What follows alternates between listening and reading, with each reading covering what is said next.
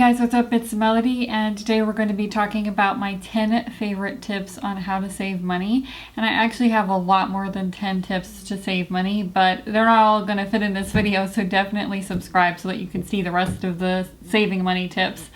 Pat just got back from the vet, so she's sleeping next to me. Her summer allergies are finally taken care of, and I've been posting a lot to Instagram in regards to Pat.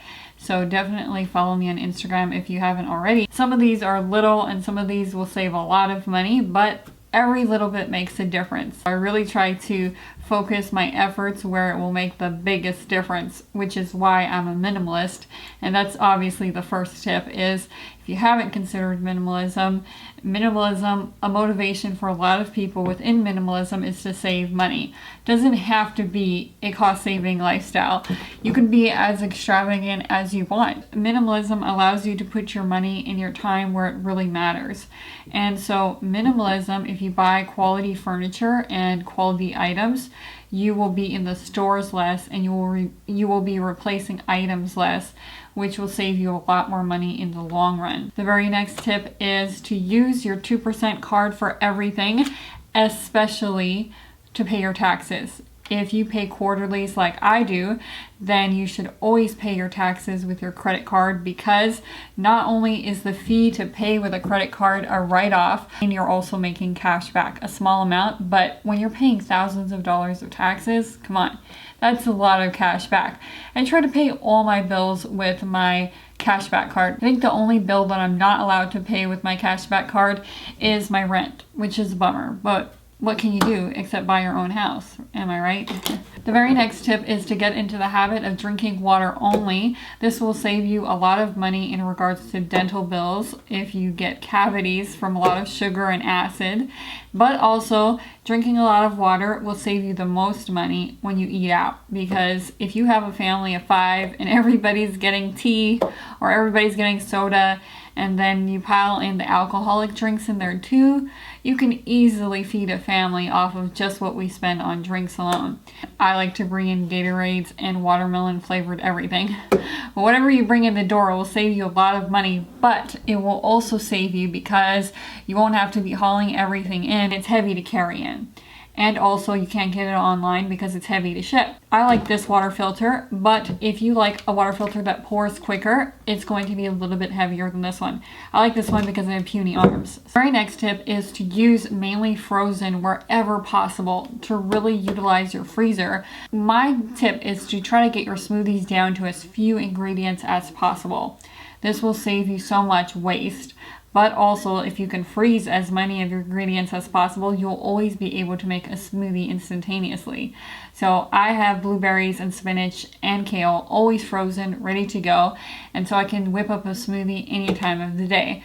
I don't have to make a grocery store run. So really utilize your freezer, and especially buy frozen wherever possible. Freeze your grapes before it gets bad. Use ingenuity and look up what you can freeze. Almost everything you can freeze. Save as much as you can where it comes to food, because a lot of our money goes to eating out and a lot of our money goes to food waste. So if you can utilize your freezer for leftovers, if you can utilize your freezer so that you don't need to go and buy extra ingredients to go and make a smoothie, cherries and grapes especially are very expensive. You could save so much money. Just think of it. Just think of the possibilities. The next tip I have is to eat less.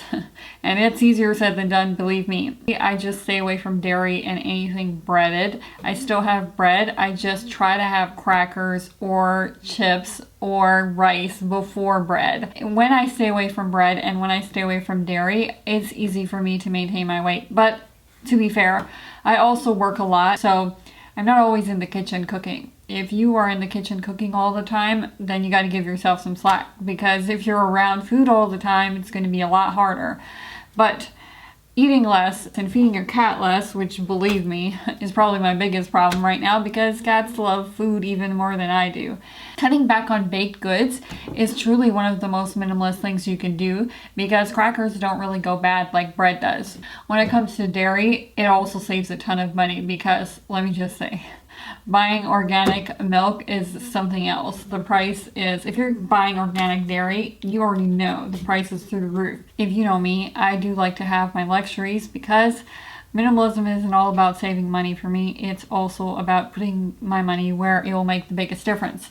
So if you do get massages, to go to a therapist that is really good, that has his own business, because you're not only supporting a local business, but also, and not a chain, but also they usually can give you better discounts. They just build it all into the price and you can buy one package of 6 or so. So if you just buy a package of 6, for instance, for Valentine's Day or your birthday or Christmas, then you've got 6 for maybe the whole year. Then you're going to save so much more money, and the quality is going to be so much better, because someone who owns their own business takes pride in what they do. That's what you see on YouTube. People on YouTube, they take so much pride in their videos because it's their thing.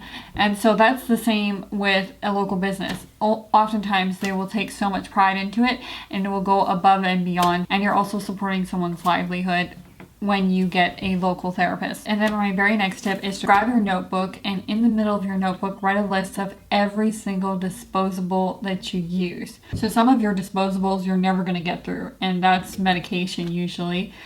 It will expire probably before you get through it, which is why whenever I buy medicine, I always buy the tiniest amount. What you want to do with those disposables is you want to limit as many as possible by going eco-friendly. So I have a whole blog post on that. All the things that I use reusables for, batteries for instance. Just think about everything that you use, even eye rounds to take off makeup. There's a reusable for that.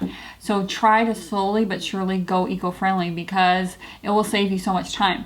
Now when you go eco-friendly with things like products, the synthetic stuff doesn't clog your skin as much, so you need to be very careful. But I'm talking specifically about the bags and paper towels, things like that. If you can get away slowly but surely there's almost no setback, because you don't have to leave the house when things run out, and you're saving so much money in the long run. To throw those reusable paper towels in with my regular towels takes no effort at all, and I don't have to leave the house when I run out of paper towels. Once you have moved eco-friendly on most things, you want to look at what's left over on your list and see what you can buy online on Amazon. So I have another list down below of the things I buy on Amazon that I don't have to leave the house. So when I run out of pads, I can buy my pads online. And some people use the Diva cup and other methods like that, so they don't have to leave the house. There are so many options, and it's worth looking into. You have a small category left of what you buy of disposables. So what you want to do is you want to cost compare. One time I took my notebook to the store, to Kroger, to Target, and to Costco. You would be shocked, especially where it comes to Whole Foods.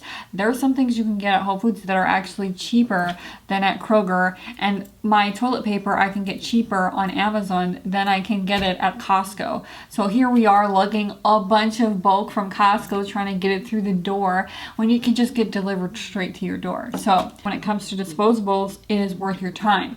When it comes to one-off things like a vacuum or something, I'm not going to go to each store and try to cost compare. It is not worth my time. I'm only buying it once every 5 or 10 years. But when it comes to disposables, it's worth your time. I also put food into that cost comparing, because food really adds up, especially the expensive foods. You want to cost compare. And then my very last tip is to go on a 30-day spending freeze. I made a video about this, one of my very first videos on YouTube, and it saved me a lot of money, and a side effect of that was I lost a lot of weight. That 30-day spending freeze is perfect for the end of the year when you're saving for Christmas presents, or perfect in the summer months when you're just about to go on vacation and you want one last push to save a lot of money. Depending how wasteful you are, that depends on how much you have to gain from this, obviously, but it can really be eye-opening on how little you spend and how much healthier you eat during that month of not spending. So definitely check that video out. I have a blog post on that too, so I will link everything below. As always, the summary is below. I hope that you guys like this video and are having a great summer. If you did, definitely give us a subscribe down below, and I will see you in the next minimalist and organization video next Sunday.